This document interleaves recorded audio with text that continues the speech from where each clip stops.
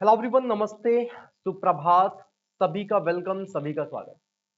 दोस्तों, 3 तारीख 4 तारीख आपको पता है, 3 तारीख से आपका एक त्योहार शुरू हो रहा है, एग्जाम का त्योहार, जहां पे आपको आरआरबी पीओ और क्लर्क के एग्जाम्स की जो कह सकते हो स्टार्टिंग है वो होने वाली है। उसके बाद आपके पास आईबीपीएस क्लर्क का मौका है। और अभी आपके एग्जाम स्टार्ट भी नहीं हुए थे कि देखते ही देखते आईबीपीएस पीओ भी आपका कतार में लगा हुआ है। और आईबीपीएस पीओ की जो वैकेंसीज हैं वो आउट हो चुकी हैं, ऑफिशियल नोटिफिकेशन आउट हो चुका है। अब आपके हाथ में दोस्तों 4 मौके हैं, या तो आरआरबी क्लर्क या आरआरबी पीओ या आईबीपीएस क्लर्क या फिर आईबीपीएस पीओ। इन 4 मौकों में आप किस एक मौके में अपनी एक सीट पक्की कर पाते हो, ये आपकी मेहनत पे डिपेंड करता है। तो आईबीपीएस पीओ का जो ऑफिशियल नोटिफिकेशन आया है वो दोस्तों करंट में आपके स्क्रीन पर है। जो बिगनर हैं, जिनको नहीं पता है, आइए उनको एक एक करके मैं सारी बातें समझा देता हूँ। और बिगनर के साथ साथ जो रिपीटर्स हैं, आप लोग भी देख सकते हो कि पर्टिकुलर कितनी वैकेंसीज हैं और सारी चीजें जितने भी हैं, वन बाय वन एक एक करके सब कुछ डिस्कस करूंगा। बाकियों के जैसे आपका 1 घंटे का समय नहीं खाने वाला कि नोटिफिकेशन पे ही 1 घंटे का समय आपका खा जाऊं। तो बहुत लिमिटेड कह सकते हो टाइम के साथ बढ़िया ज्यादा से ज्यादा इंफॉर्मेशन आपको मैं इस वीडियो के थ्रू डिलीवर करने वाला हूं। सबसे पहले बात करेंगे दोस्तों ऑफिशियल जो आपका नोटिफिकेशन है, इसमें इंपॉर्टेंट डेट्स की। तो जो इंपॉर्टेंट डेट्स हैं दोस्तों, उसमें इन्होंने बता रखा है कि जो आपका फॉर्म फिल होना स्टार्ट होगा वो आपका 1 अगस्त से 21 अगस्त तक होगा। आपके पास कह सकते हो मोटा मोटा 20 दिन है।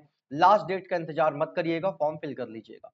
एप्लीकेशन प्रिंट करने की और फॉर्म कह सकते हो फी पेमेंट करने की जो लास्ट डेट है वो भी आपकी 1 अगस्त से 21 अगस्त तक रखी गई है। जो प्री एग्जाम ट्रेनिंग है दोस्तों वो आपकी सितंबर में कंडक्ट होगी। कॉल लेटर जो है प्रीलिम्स का वो आप अक्टूबर में डाउनलोड करोगे। और प्रीलिम्स का जो एग्जाम है ये भी दोस्तों आपका अक्टूबर में ही शेड्यूल किया गया है।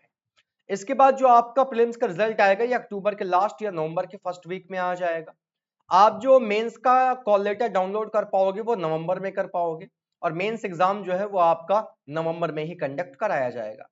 मेंस का जो रिजल्ट है दोस्तों वो आएगा आपका दिसंबर 2024 या फिर जनवरी 2025, यानी कि दिसंबर या जनवरी में आ जाएगा, लास्ट वीक दिसंबर या फर्स्ट वीक जनवरी।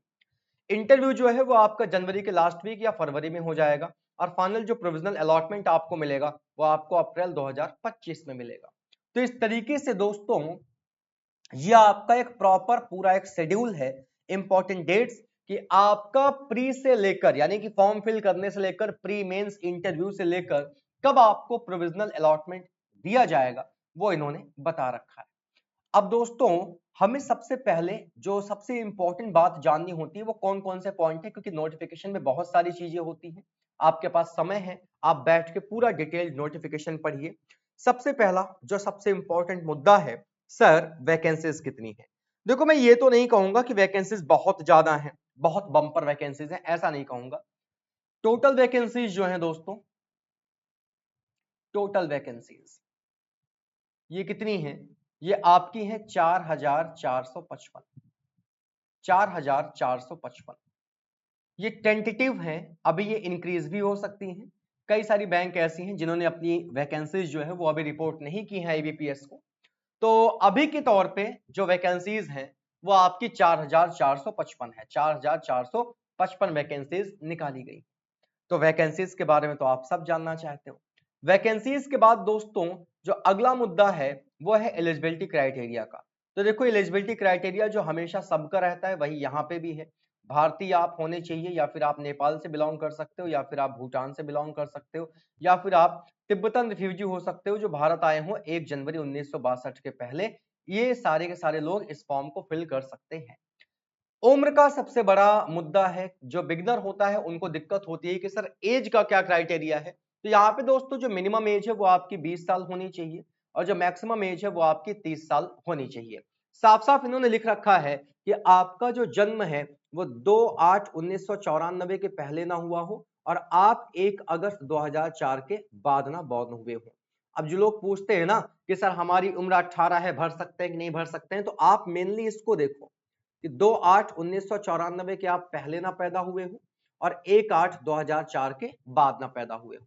एज के रिलैक्सेशन की अगर बात करें तो SC ST को एज में 5 साल का relaxation, OBC non creamy layer 3 साल का, जो आपके पीडब्ल्यूडी वाले यानी कि फिजिकली हैंडिकैप्ड होते हैं 10 साल का इनको रिलैक्सेशन, एक्स सर्विसमैन को 5 साल का रिलैक्सेशन है।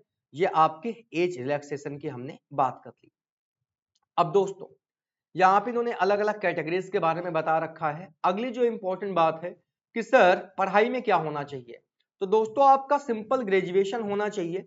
अब वो ग्रेजुएशन आपने बीए कर रखा हो, बीएससी कर रखा हो, कुछ भी कर रखा हो, एक आपके पास सिंपल सी ग्रेजुएशन की डिग्री होनी चाहिए जो कि किसी भी रिकॉग्नाइज्ड यूनिवर्सिटी से होनी चाहिए। बस आपने बीटेक, बीएससी, बीकॉम जो भी कर रखा हो, बीए, सब यहाँ पे चलेगा। परसेंटेज का ऐसा कोई यहाँ पे क्राइटेरिया नहीं होता है कि नहीं यार आपके पास जो है वो 60% मार्क्स ही होने चाहिए, ऐसा कुछ नहीं है। यहाँ पे आपका सिंपल सा यहाँ पे फंडा चलता है कि आपने कुछ भी स्कोर किया हो, बस पास होना चाहिए। अब लोग कहते हैं सर मेरा फाइनल ईयर इस बार था 2024 में, तो हमें ये बताइए कि हम इस फॉर्म को भर सकते हैं अपीयरिंग में या नहीं भर सकते। देखो ऊपर साफ साफ लिखा हुआ है एजुकेशनल क्वालिफिकेशन एज ऑन 21/8/2024, 21 अगस्त 2024 तक आपका फाइनल रिजल्ट आ जाना चाहिए। अगर ऐसा है कि आपके पेपर हो चुके हैं, रिजल्ट अभी भी पेंडिंग है, 21 अगस्त के बाद अगर आपका रिजल्ट आता है, देन आप इस फॉर्म के लिए एलिजिबल नहीं हो। ये देखो साफ साफ लिखा हुआ है, proper document from board oblique university for having declared the result on और बिफोर 21/8/2024। 21 को या 21 के पहले आपका प्रॉपर यूनिवर्सिटी का डिक्लेयर्ड रिजल्ट आपके पास होना चाहिए और ये आपको सबमिट करना पड़ेगा at the time of interview. अगर ऐसा नहीं है तो फिर दोस्तों आपको इंटरव्यू देने नहीं दिया जाएगा, वहीं से आपको वापस भेज दिया जाएगा, वहीं से आपको वापस भेज दिया जाएगा। तो इसलिए दोस्तों क्या करना है, इसलिए आपको इस चीज का ध्यान रखना है कि आपका ग्रेजुएशन कंप्लीट हो जाना चाहिए। सिविल हिस्ट्री भी दोस्तों चेक होती है। अगर आप बैंकर बनना जा रहे हो तो आपकी सिविल स्कोर जो है वो भी आपका अच्छा होना चाहिए। टाइम टू टाइम आपका ये प्रॉपर अपडेट होना चाहिए। अगर आपका सिविल स्कोर बहुत ज्यादा कम है, बहुत ज्यादा मिनिमम है, तो दोस्तों ये आपके सिलेक्शन पे इफेक्ट डालेगा। पार्टिसिपेटिंग बैंक जो है फिर वही होगा ना कि यार जब तुमने बैंक से ही पैसा लेके बैंक का पैसा ही वापस अदा नहीं किया तो क्या भरोसा कल को तुम बैंक के अंदर नौकरी करने आओगे और बैंक का ही पैसा ना खा जाओ, क्यों?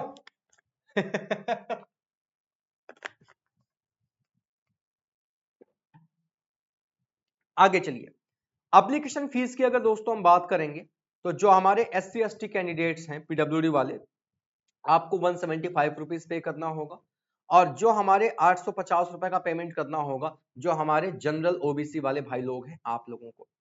अब दोस्तों अगर एग्जाम के स्ट्रक्चर की बात करें तो सबसे पहले आपका होता है यहाँ पे दोस्तों प्रीलिम्स एग्जाम। एग्जाम पैटर्न की बात सुन लो, एग्जाम पैटर्न आपका इंपॉर्टेंट है। प्रीलिम्स एग्जाम, प्रीलिम्स की अगर आप बात करोगे तो प्रीलिम्स में दोस्तों आपका इंग्लिश लैंग्वेज, क्वांटिटेटिव एप्टीट्यूड और रीजनिंग एबिलिटी, ये तीन चीजें पूछी जाती हैं। जहां पे इंग्लिश में दोस्तों आपके 30 क्वेश्चन आते हैं, क्वांट में 35 क्वेश्चन आते हैं, रीजनिंग के 35 क्वेश्चन आते हैं। एक क्वेश्चन 1 नंबर का होता है, 30 नंबर की इंग्लिश, 35 नंबर की क्वांट और 35 नंबर की आपकी रीजनिंग होती है। एग्जाम का जो मीडियम है, इंग्लिश तो आपका इंग्लिश में ही रहेगा, क्वांट आपका इंग्लिश हिंदी दोनों में रहेगा, रीजनिंग भी आपका इंग्लिश हिंदी दोनों में रहेगा। 100 नंबर का ये पेपर होगा, 100 क्वेश्चन आएंगे, समय आपको 1 घंटे का दिया जाएगा और यहाँ सेक्शनल टाइमिंग होती है। 20 मिनट आपको अंग्रेजी के लिए मिलेंगे, 20 मिनट आपको क्वांट के लिए मिलेंगे और 20 मिनट आपको मिलेंगे रीजनिंग के लिए। ये आपको 20-20 मिनट करके समय दिया जाएगा। जब आप प्री क्वालिफाई कर ले जाओगे तो प्री की अगर आप कट ऑफ क्लियर कर ले जाते हो तब उसके बाद होगा दोस्तों आपका मेंस का एग्जाम। मेंस में आपके दोस्तों डिस्क्रिप्टिव भी होता है। यहाँ पे सबसे पहले आपके मेंस में रीजनिंग और कंप्यूटर के 45 क्वेश्चन आएंगे। 60 नंबर का ये सेक्शन होता है इंग्लिश और इंग्लिश लैंग्वेज में, मतलब हिंदी और इंग्लिश दोनों लैंग्वेज में क्वेश्चन रहेंगे। 1 घंटे का आपको समय दिया जाएगा। जनरल अवेयरनेस जो आपकी यहाँ पे पूछी जाती है उसके 40 क्वेश्चन आते हैं, 40 नंबर की ये होती है, यह भी इंग्लिश और हिंदी दोनों में होती है। 35 मिनट का समय दिया जाता है। इंग्लिश लैंग्वेज जो है दोस्तों वो आपके 35 क्वेश्चन आते हैं जो 40 नंबर के होंगे आपके मैक्सिमम मार्क्स, और यहाँ पे ये केवल इंग्लिश में ही आया कि 40 मिनट का समय आपको यहाँ दिया जाएगा। डेटा एनालिसिस और डेटा इंटरप्रिटेशन जो है इसके 35 क्वेश्चन आएंगे। 60 मार्क्स का ये पेपर होता है इंग्लिश और हिंदी लैंग्वेज में। 45 मिनट का समय आपको यहाँ दिया जाएगा। टोटल 155 क्वेश्चन होते हैं दोस्तों। 200 नंबर का ये पेपर होता है और इसके लिए आपको 3 घंटे का समय दिया जाएगा। इसी के साथ दोस्तों एक डिस्क्रिप्टिव टेस्ट होगा जहां आपको एक लेटर और एक ऐसे टाइप करना होगा with the help of keyboard. 25 number का ये पेपर होता है, इंग्लिश में आपको टाइप करना होगा। 30 मिनट में आपको समय दिया जाता है, 30 मिनट में आपको ऐसे और ऐसे के साथ साथ जो आपका लेटर है वो दोनों टाइप करने होंगे। इस बात का आपको खास ख्याल रखना पड़ेगा। इसके बाद दोस्तों जब आप मेंस क्वालिफाई कर ले जाओगे तब उसके बाद होगा आपका इंटरव्यू। ऑनलाइन पेनाल्टी भी है भाई 1/4 की, है तो आपको सबको पता है। तो उसके बाद होगा दोस्तों आपका इंटरव्यू। इंटरव्यू और ऑनलाइन मेंस में जो भी आपने स्कोर किया है उसके बेसिस पे बनेगी दोस्तों आपकी फाइनल कट ऑफ। अब दोस्तों एग्जामिनेशन सेंटर आपको भी पता है आपके स्टेट में तकरीबन हर एक, खासकर कैपिटल में तो जो स्टेट की कैपिटल है वहां तो अवेलेबल ही है, बाकी जो प्रॉपर मेट्रो सिटीज हैं वहां पे भी दोस्तों ये सारे के सारे आपके एग्जाम सेंटर अवेलेबल हैं। अब मुद्दा आता है कि सर वैकेंसीज के बारे में दिखा दिया जाए, तो आइए वैकेंसीज के बारे में आपको दिखा देते हैं कि वैकेंसीज कितनी है। ये सारी चीजें जानने के बाद अब मेन मुद्दा जब वैकेंसीज पे बात करेंगे तो स्कोर और पीआरटी तो ये देखना नहीं है, ठीक है। हाउ टू अप्लाई, ऑनलाइन ही अप्लाई होगा। वैकेंसीज ये रहा। वैकेंसीज अगर आप दोस्तों देखोगे तो यहाँ पे आप देख सकते हो किस बैंक ने अभी रिपोर्ट किया है, किस बैंक ने रिपोर्ट नहीं किया है। बैंक ऑफ बड़ौदा से तो जैसे मुझे नफरत सी हो गई है, कोई भी वैकेंसी आती है तो ये कभी अपनी वैकेंसी रिपोर्ट ही नहीं कर पाते हैं। क्या दिक्कत है इनको, चाहे वो ग्रामीण बैंक में हो, चाहे आईबीपीएस क्लर्क में हो, चाहे आईबीपीएस पीओ में हो। बैंक ऑफ बड़ौदा ने अभी तक अपनी वैकेंसीज रिपोर्ट नहीं की है।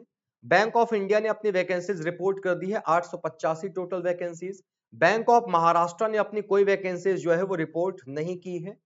और कैनरा बैंक ने अपनी वैकेंसीज रिपोर्ट कर दी है 750।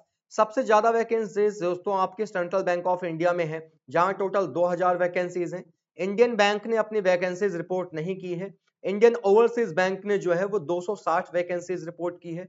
पीएनबी ने 200 वैकेंसीज रिपोर्ट की है। पंजाब एंड सिंध बैंक ने 360 वैकेंसीज रिपोर्ट की है। यूको बैंक और यूनियन बैंक ऑफ इंडिया इन्होंने कोई वैकेंसीज रिपोर्ट नहीं की है और टोटल वैकेंसीज अभी 4455 है। इधर आओ, bank of Baroda 1, bank of Maharashtra 2, इसके बाद अगर आप आगे चलो इंडियन बैंक 3, यूको बैंक 4 और यूनियन बैंक ऑफ इंडिया 5। अगर पर बैंक 250 वैकेंसी भी निकाल दो ना भाई तो आप खुद ही सोचो 1250 वैकेंसीज तो ऐसे ही बढ़ जाएं। अरे कम से कम 1250 बच्चों का भला ही हो जाएगा। लेकिन क्या ही बताएं भैया, इन्होंने रिपोर्ट ही नहीं किया तो अब क्या ही कर सकते हैं।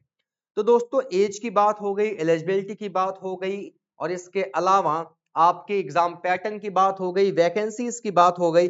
एग्जामिनेशन सेंटर की लिस्ट आप देख सकते हो, किसी को अगर आपको देखना हो तो नोटिफिकेशन ओपन कर लीजिएगा पेज नंबर 35 पे। अलग अलग स्टेट में कहां कहां एग्जामिनेशन सेंटर बनाए जा रहे हैं प्री और मेंस के, उसका भी डेटा इन्होंने यहाँ पे बता रखा है। इसके अलावा इस पूरे के पूरे कह सकते हो नोटिफिकेशन पे है तो बहुत सारी चीजें, बट जो इंपॉर्टेंट चीजें थी वो सारी की सारी दोस्तों हमने क्या की है, सारी की सारी हमने एक्सप्लेन कर दी हैं। इतनी ही जरूरी बातें थी तो लास्ट डेट का इंतजार मत करिएगा, पहले से पहले फॉर्म फिल कर दीजिएगा।